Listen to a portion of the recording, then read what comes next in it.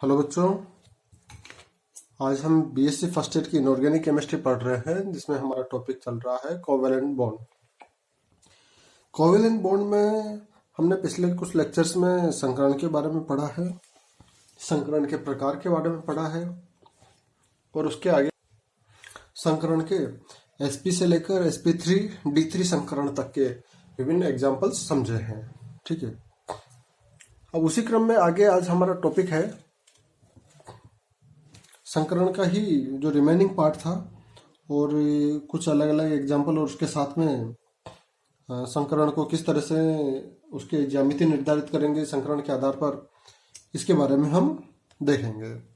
बहुत सारे एग्जाम्पल है जिनको समझना है, उनकी ज्यामिति समझनी है, उनके संकरण का प्रकार समझना है। तो देखो, कुछ संकरण समझने से पहले कुछ नियम है या कुछ इंपॉर्टेंट फैक्ट्स है जिनको हम देख लेते हैं, जिनके आधार पर हम आसानी से संकरण निर्धारित कर पाएंगे। देखो, संकरण को निर्धारित करने से पहले, उसकी आकृति बताने से पहले कुछ बिंदु है उसको देखते हैं। देखो, एकल बंध जो होता है वो सदैव सिग्मा बंध होता है। जैसे यहाँ पर हमने देख रहे हैं इस एग्जाम्पल में जिनोन और फ्लोरीन के बीच में एकल बंध है, ये क्या होगा? हमेशा सिग्मा बंध। कैसा बंध होगा? ये सिग्मा बंध होगा। ठीक है, कोई भी डबल बॉन्ड या ट्रिपल बॉन्ड हो उसमें एक सिग्मा बंध जरूर होता है। ठीक है, तो एक तो सिग्मा बंध होता है और शेष पाई बंध होते हैं। ठीक है, और किसी अणु की आकृति का निर्धारण उसके सिग्मा बंधों के आधार पर करते हैं। देखो, यहाँ पे द्विबंध या त्रिबंध है तो उसमें एक सिग्मा बंध और एक पाई बंध या दो पाई बंध है, तो हम केवल सिग्मा बंध को कंसीडर करते हैं। जो किसी अणु की आकृति का निर्धारण करेंगे वो किसके आधार पर करेंगे? केवल सिग्मा बंधों के आधार पर। पाई बंध भाग नहीं लेंगे आकृति निर्धारण में, जो हम नियम बना रहे हैं उसके अनुसार। नेक्स्ट है, चूंकि अणु की आकृति केंद्रीय परमाणु से निर्धारित होती है, अतः केवल केंद्रीय परमाणु के लिए ही संकरण की अवधारणा लागू करते हैं। ठीक है, सब परमाणु के लिए नहीं होगी कि जैसे जिनोन से फ्लोरीन जुड़ा हुआ है तो फ्लोरीन में क्या संकरण होगा। नहीं, हमें केवल केंद्रीय परमाणु से लेना देना है और किसी उसके एसोसिएट परमाणु से नहीं। नेक्स्ट पॉइंट है हमारा कि केंद्रीय परमाणु का संकरण निर्धारित करते समय एकाकी इलेक्ट्रॉन युग्मों को भी एक सिग्मा बंध के तुल्य मान लेते हैं। ठीक है, तो जैसे हम सिग्मा बंध तो ऊपर देख ही रहे हैं, उसके बाद अगर कहीं पर लोन पेयर भी उपस्थित है, क्या कि इलेक्ट्रॉन युग्म उपस्थित है, तो उसको किसके तुल्य मान लेंगे? सिग्मा बंध के तुल्य। भाई, एक इलेक्ट्रॉन जो एकाकी इलेक्ट्रॉन युग्म है, एक ही युग्म है, तो उसको एक सिग्मा बंध के तुल्य मान लेंगे। दो युग्म है तो दो सिग्मा बंध के तुल्य। ठीक है, नेक्स्ट है, यदि किसी अणु के केंद्रीय परमाणु के सिग्मा बंधों और एकाकी इलेक्ट्रॉन युग्मों की संख्या 2 हो, 3 हो, 4 हो, तो उनके संकरण का प्रकार क्या होगा? देखो, लोन पेयर प्लस सिग्मा बंध दोनों मिलाकर क्या हो? 2 हैं तो संकरण sp होगा। अगर 3 है तो sp2 होगा और 4 है तो sp3 होगा। अब नेक्स्ट है, और है, किसी अणु के केंद्रीय परमाणु के सिग्मा बंधों और एकाकी इलेक्ट्रॉन युग्मों की संख्या का योग 5, 6, 7 हो, तो 5 हो तो कौन सा होगा? sp3d, 6 हो तो sp3d2 और 7 हो तो sp3d3। अब ये क्या संख्या हुई? 7 सिग्मा बंधों की संख्या, साथ में एकाकी इलेक्ट्रॉन युग्म भी। तो एकाकी इलेक्ट्रॉन युग्म को भी सिग्मा बंध मानकर ही काम करते हैं। तो कितने युग्म है? अगर इनकी दोनों का टोटल कितना हो, जैसे 7 हो गया, तो हमारा संकरण क्या होगा? sp3d3 संकरण होगा। उसके बाद देखते हैं, किसी अणु के केंद्रीय परमाणु के संकरण के प्रकार और उसके एकाकी इलेक्ट्रॉन युग्मों के आधार पर उस अणु की आकृति का निर्धारण करते हैं। ठीक है, तो आकृति का निर्धारण, संकरण के प्रकार और उसकी एकाकी इलेक्ट्रॉन युग्म। देखो, यहाँ पे जो लोन पेयर है वो बहुत इंपॉर्टेंट रोल प्ले करता है अणु की आकृति का निर्धारण में। एकाकी इलेक्ट्रॉन युग्म की अनुपस्थिति में अणु की आकृति का निर्धारण उसके संकरण के प्रकार से निर्धारित होता है। जैसे कुछ एग्जाम्पल है उसको देखते हैं। हम यहाँ एक टेबल के फॉर्म में एनालाइज करेंगे सब चीजों को। देखो, संकरण के प्रकार को देखें तो sp संकरण में अणु की आकृति कैसी होती है? रेखीय होती है। sp2 होगा तो समतल त्रिकोणीय होगी। sp3 आकृति होगी तो चतुष्फल। sp3 संकरण होगा तो चतुष्फल की आकृति होगी। इसी प्रकार sp3d संकरण होगा तो त्रिकोणीय द्विपिरामिडी होती है, और sp3d2 होगा तो अष्टफल की होगी, और sp3d3 होगा तो पंचभुज द्विपिरामिडी होती है। यहाँ पे एक संकरण बच गया हमारे पास, dsp2 होगा तो हमारे पास आकृति कैसी होगी? स्क्वायर प्लेनर, वर्गाकार समतलीय आकृति होती है। फिर है आता है हमारा कि एकाकी इलेक्ट्रॉन युग्म की उपस्थिति से अणु की आकृति किस प्रकार प्रभावित होती है, इसको हम यहाँ पे सारणी के रूप में समझते हैं। देखो अब लोन पेयर के बिहाफ पर आकृति किस तरह से चेंज होती है, इसका एग्जाम्पल हमें देखना है।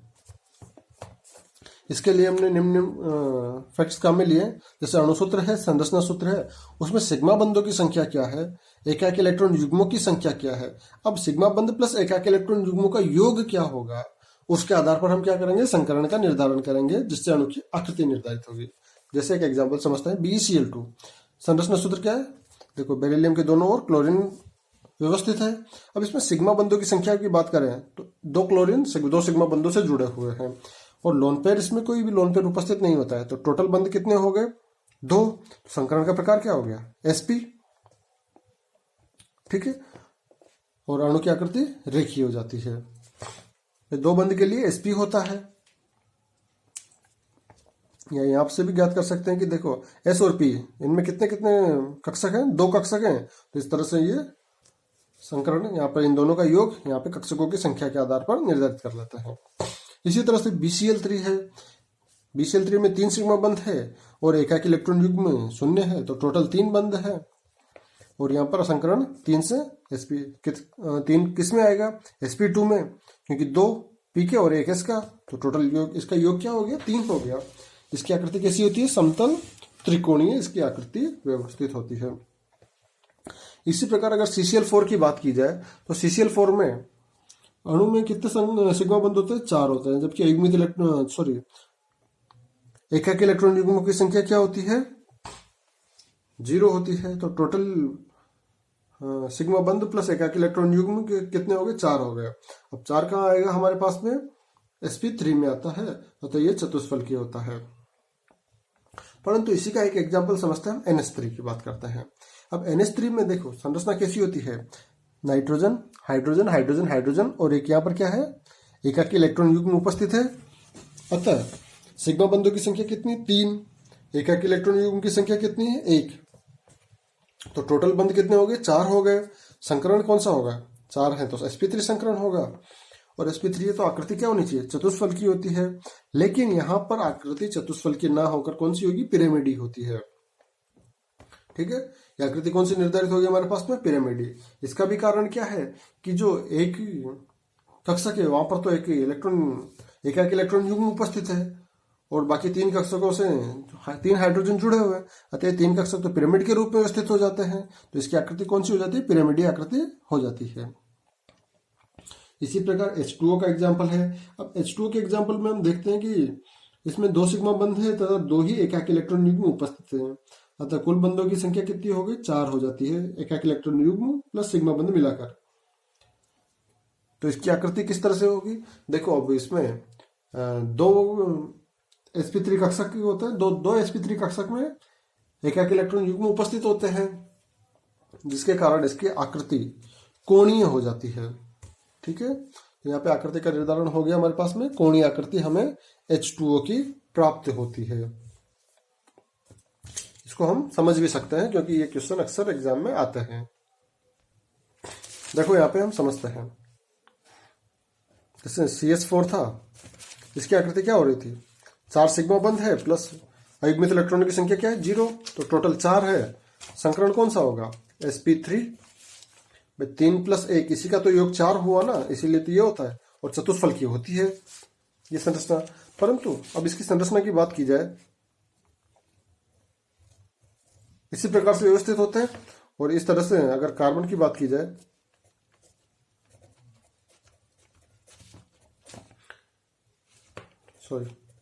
तो ये मेथेन व्यवस्थित होता है चतुष्फलकीय संरचना में।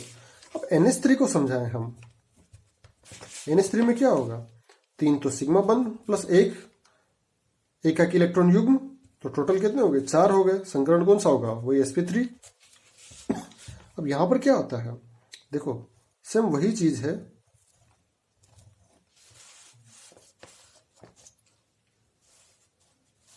हम यहाँ पे देख पा रहे हैं। अब देखो यहाँ पर क्या होगा, इसमें एकाकी इलेक्ट्रॉन युग्म उपस्थित है। अब ये कक्षक हाइड्रोजन के साथ में हाइड्रोजन के साथ अतिव्यापन करके सिग्मा बंध बनाते हैं, तो ये हाइड्रोजन ये हाइड्रोजन। अब ये तीनों कक्षक क्या है आपस में पिरामिड के रूप में व्यवस्थित हो जाते हैं और यहाँ पर ये एकाक इलेक्ट्रॉन युग्म उपस्थित हो जाता है। तो ये कौन सी संरचना दिखाएंगे? पिरामिडी। कौन सी संरचना दिखाएंगे? पिरामिडी संरचना दिखाते हैं। जबकि H2O के केस में क्या होता है? H2O में देखो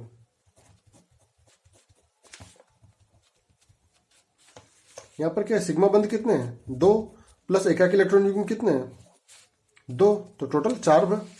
और 4 है तो संकरण कौन सा होगा? sp3। अब इसकी भी वही बात आ जाती है वापस,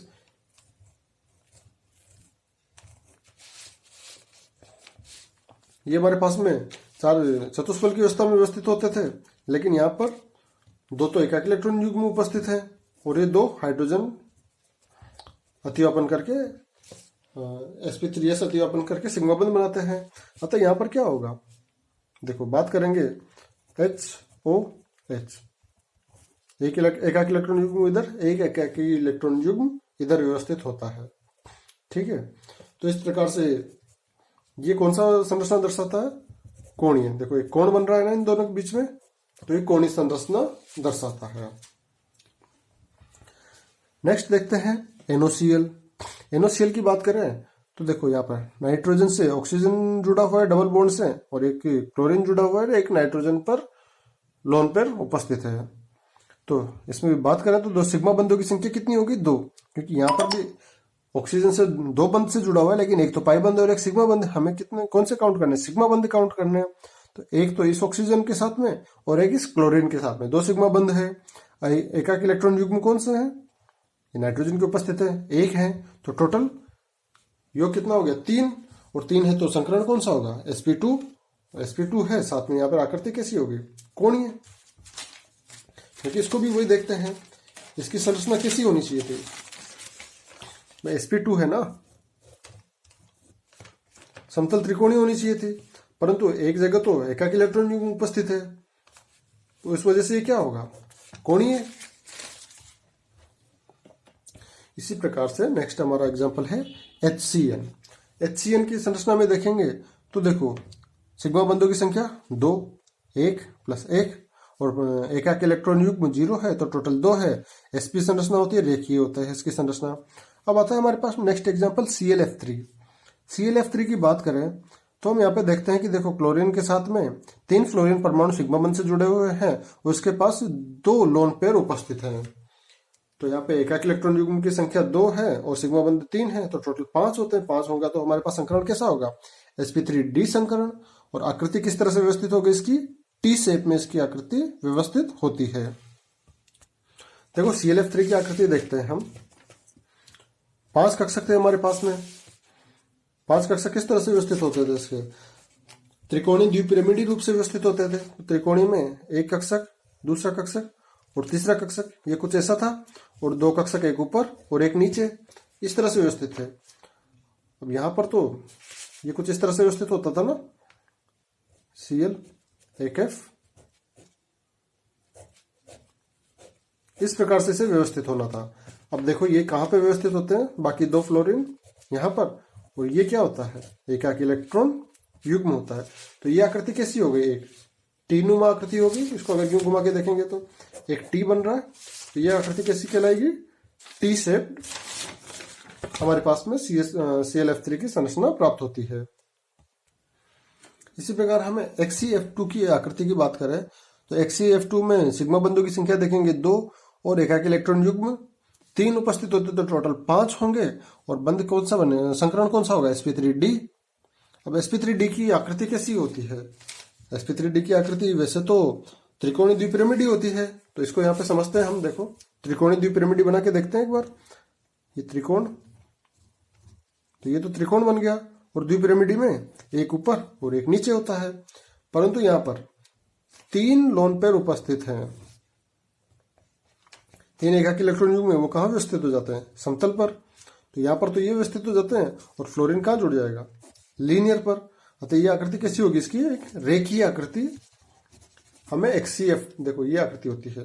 ये तो लोन पर उपस्थित हो जाते हैं तीनों जगह तो, और इन पर फ्लोरीन जुड़ जाता है। पीजेड कक्षा के साथ अतिव्यापन करता है और रेखीय आकृति बनाता है।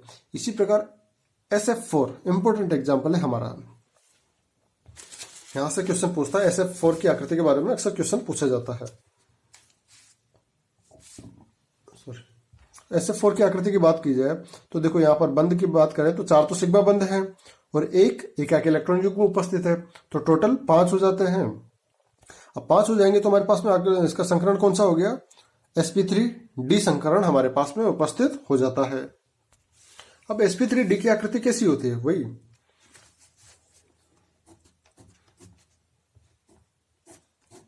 त्रिकोणीय द्विपिरामिडी यही होती है ना sp3d की आकृति।